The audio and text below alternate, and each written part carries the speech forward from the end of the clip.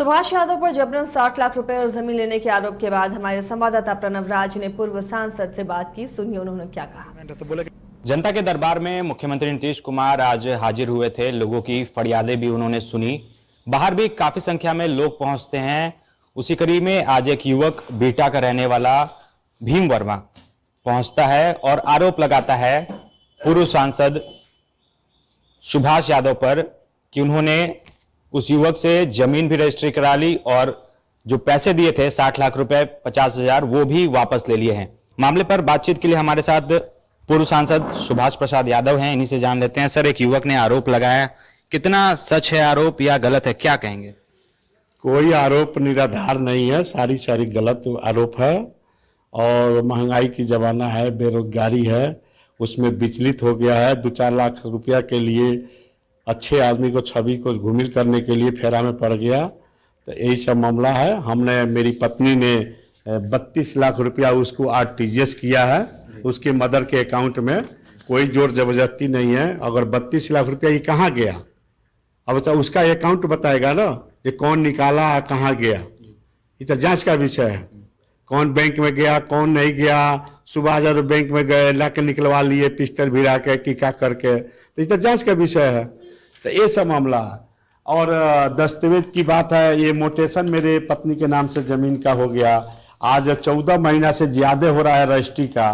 तो बताइए, फरवरी में जमीन का रजिस्ट्री होता है और अप्रैल में मोटेशन होता है। 2 महीने के बाद मोटेशन होता है। तो ये 2 महीना कहाँ था?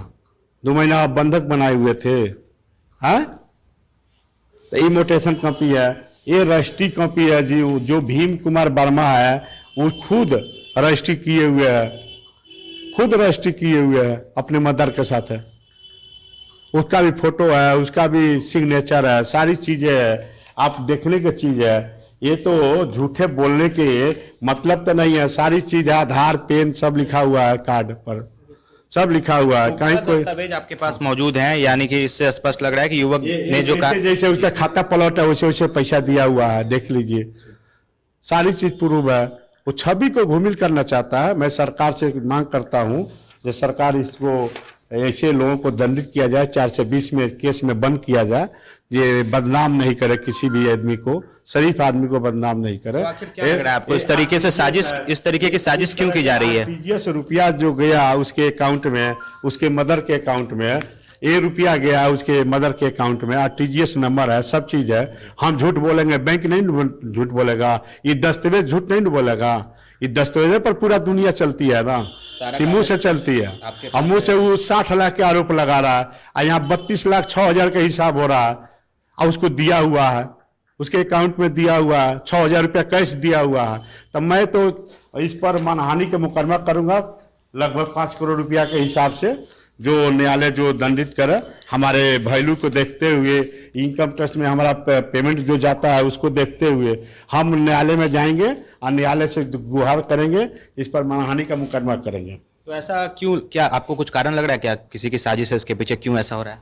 अब किसका साजिश है? हम तो अपने घर में बैठे हैं, हम तो देख नहीं रहे हैं कहाँ साजिश हो रही है, नहीं हो रही है। अब साजिश जो किया होगा, जो बोल रहा होगा, उस पर हम मानहानि का मुकदमा करेंगे। हमको साजिश करने वाले को क्या मतलब है? दुनिया में तो बहुत लोग को सपोर्ट करता है, तो सपोर्ट करने वाले को करने दीजिए।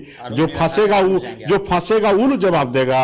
अब हम फंसेंगे तो हम जवाब देंगे, वो फंसेगा तो वो जवाब देगा। इनमें तीसरावा का कहा जरूरी है? न्यायालय जाएंगे? हम न्यायालय जाएंगे।